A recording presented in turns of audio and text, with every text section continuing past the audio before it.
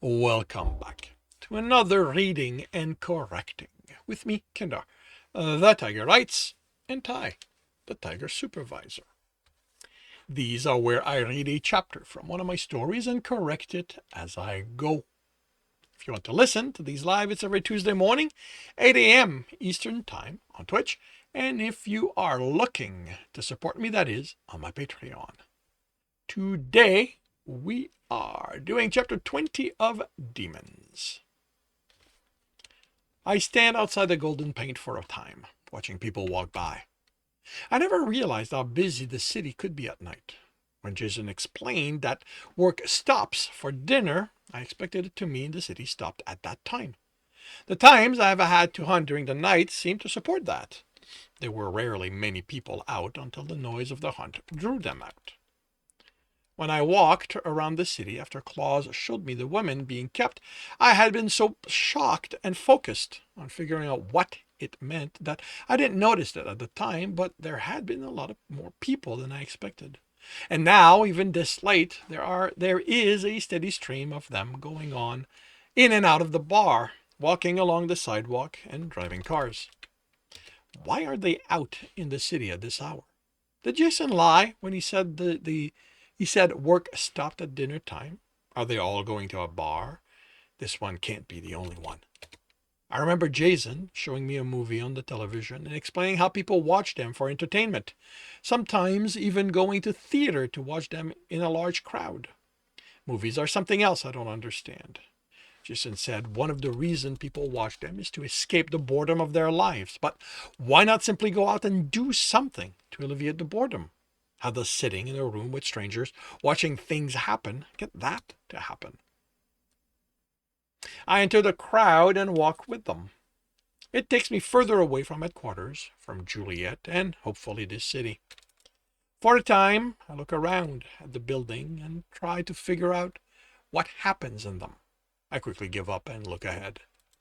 When I see him coming toward me, I think about turning around. He's only a dark form stepping in and out of the streetlight. Streetlights at first. Actually, is this one word? Is that what you're telling me? Yeah. Streetlights at first. The people walking in the opposite direction get out of his way. Do they realize on some level what walks among them? Do they understand that even if he looks like them at the moment, he could change that? Grow taller, larger, with claws big enough to rend them in half?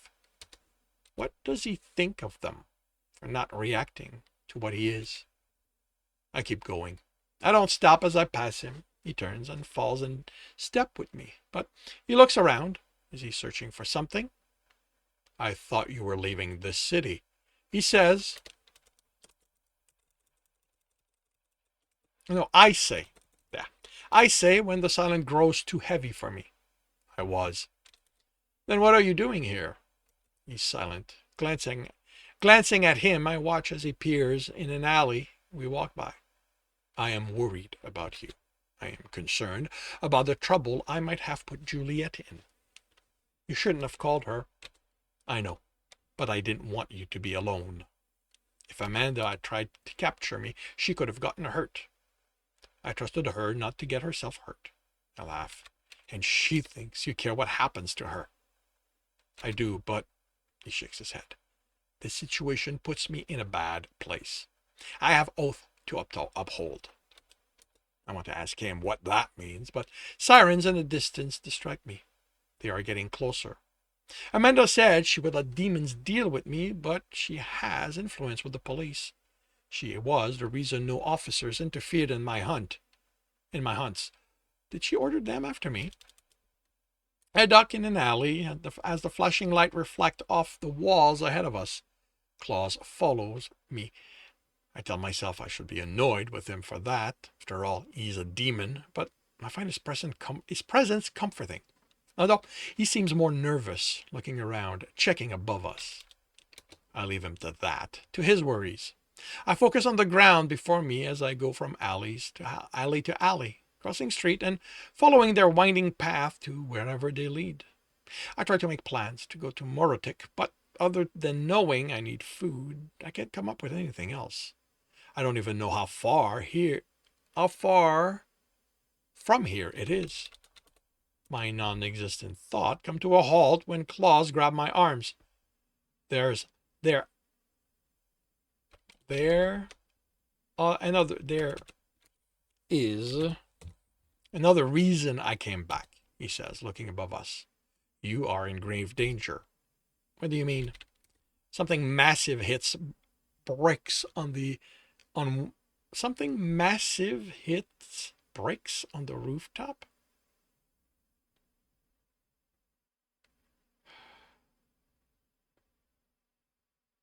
Something massive hits bricks.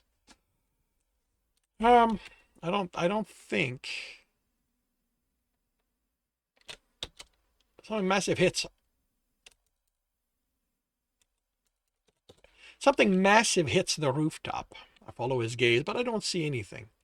It sounded like a fist through a brick wall. A demon. Yeah, that's enough. I heard of demons coming after you.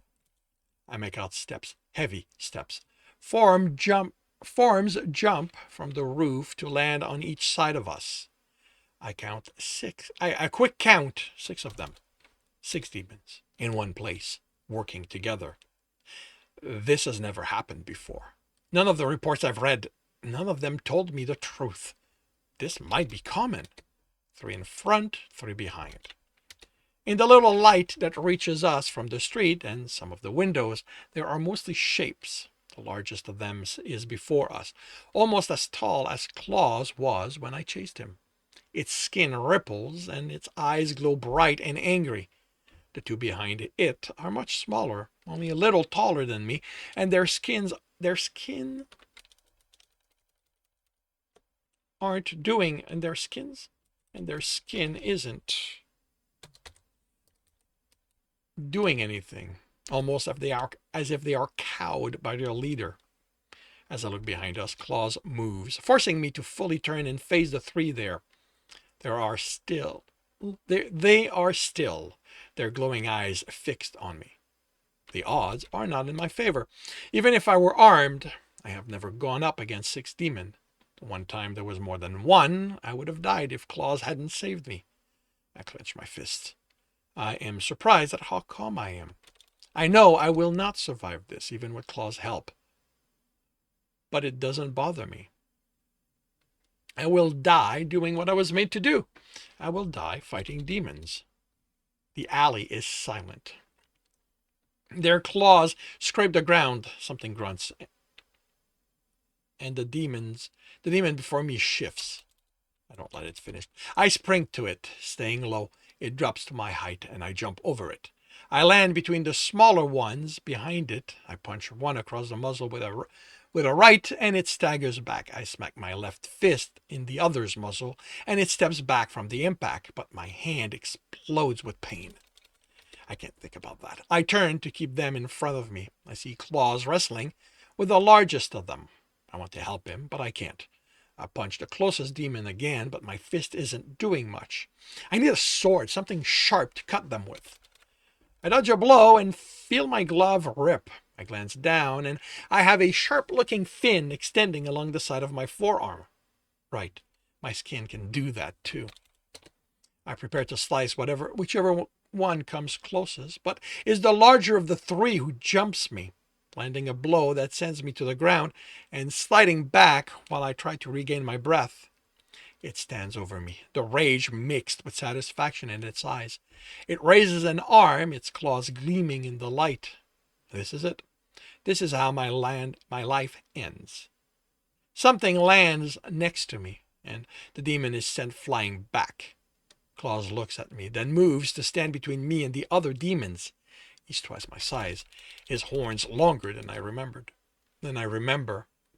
Using the wall, I get to my feet, only to drop down to a knee when Claus roars. I cover my ears. I have never heard a demon roar like this. Broken glass rains on me from above. I see one of the smaller demons run off before I have to close my eyes. It isn't pain that assaults me, that forces me down. It's fear, terror, a desperate need to be as far from here as possible. His roar causes that in me, and it takes all my concentration not to run off blindly. When the silence falls on the alley, it takes me a moment to realize the only thing deafening me now is the ringing in my ears. I open my eyes to see another demon run, scrambling up the wall. I only see 3 demons. The tallest one, the one that knocked me down, and one of the